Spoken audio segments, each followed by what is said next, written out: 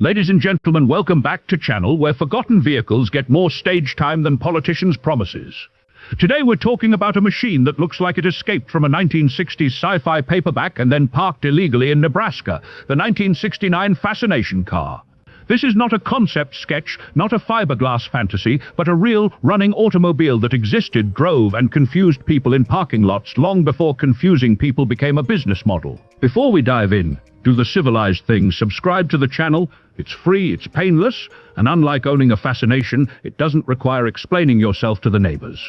Now let's rewind to an era when Americans believed the future would be aerodynamic, efficient, and possibly shaped like a torpedo. The Fascination car is generally dated to 1969 and is most consistently associated with Highway Aircraft Corporation, operating out of Sydney, Nebraska, with earlier developmental routes linked to Denver, Colorado. This was not Detroit, not California, not Europe's design salons. This was the American heartland, which already tells you something about the personality behind the project. That personality was Paul M. Lewis, an aviation entrepreneur and designer who had been trying to reinvent the automobile since at least the 1930s. Decades earlier, Lewis had worked on the Aeromobile, an aerodynamic car project influenced by European teardrop research, including ideas popularized by Paul Jarret. By the time the Fascination appeared, Lewis was still chasing the same dream, a small, efficient aerodynamic car that ignored fashion and challenged convention. The Fascination emerged during a moment of growing dissatisfaction with American cars. By the late 1960s, vehicles were large, heavy, and increasingly regulated. For visionaries like Lewis, this looked like stagnation. The Fascination was pitched as a reset button, compact, futuristic, and engineered around aerodynamics rather than chrome. Lewis didn't aim quietly. According to period reporting reconstructed by Hemmings, Fascination prototypes were shown publicly, attracting crowds and curiosity.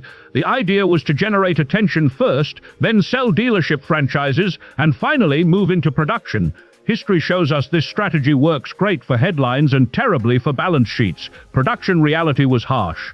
Moving from prototype to scalable manufacturing meant dealing with tooling, materials, safety standards, and costs that boutique manufacturers almost always underestimate. Period trade reporting even mentions delays caused by changing body materials midstream, a classic sign of financial and engineering stress. As for numbers, this is where the historian has to be honest. Moving from prototype to scalable manufacturing meant dealing with tooling, materials, safety standards, and costs that boutique manufacturers almost always underestimate. Period trade reporting even mentions delays caused by changing body materials midstream, a classic sign of financial and engineering stress.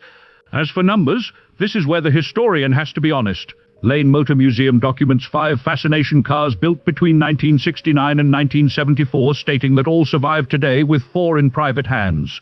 Hemmings supports this figure. Other institutional summaries, including Nebraska Historical Material, sometimes cite 3 prototypes, likely referring to a narrower phase of the project. The best supported conclusion is 5 total cars across the full program.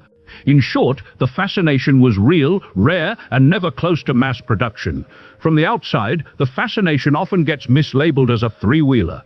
In reality, it rides on 4 wheels with 2 extremely closely spaced front wheels and 2 widely spaced rear wheels. This aircraft-style narrow-track front end was designed to reduce frontal area and aerodynamic drag while retaining stability.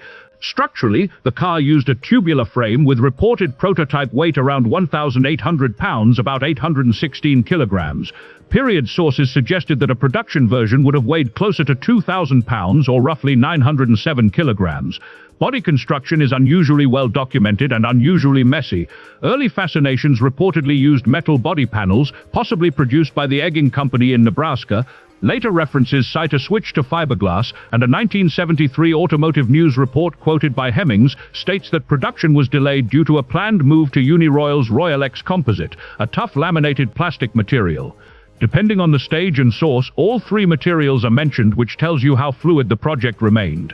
Powertrain details depend on which Fascination you're talking about. The best documented example, displayed at Lane Motor Museum, uses a Volkswagen Type 3 air-cooled, fuel-injected flat-4 engine.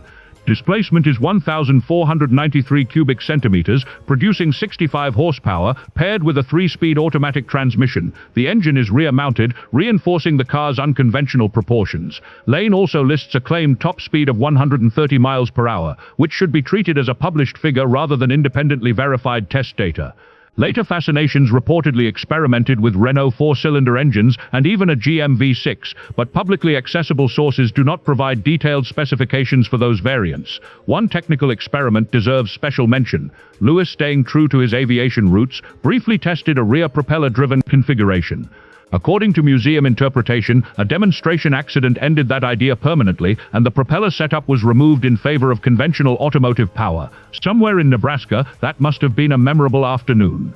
This is where we pause. To understand the Fascination, you must forget Detroit logic. This car was not designed to compete with Mustangs, Camaros, or even Volkswagens in a conventional sense. Paul M. Lewis approached automobiles the way an aeronautical engineer approaches aircraft. Drag first, packaging second, fashion last. The narrow twin-wheel front track was directly inspired by aircraft landing gear logic. Reducing frontal area was considered more important than visual symmetry. Lewis believed stability could be preserved through geometry rather than width, an idea supported by European streamliner research of the 1930s-1950s, but rarely embraced in post-war America. The interior was reportedly minimalist and functional, prioritizing visibility and driver ergonomics over luxury. Lewis believed excess trim was not only wasteful but actively harmful to efficiency. By the late 1960s, safety regulations, emissions rules, and insurance pressures were tightening rapidly. For a small manufacturer, compliance alone could be financially fatal. Even if Fascination had reached production, certifying such an unconventional front suspension layout under evolving U.S. standards would have been a regulatory nightmare.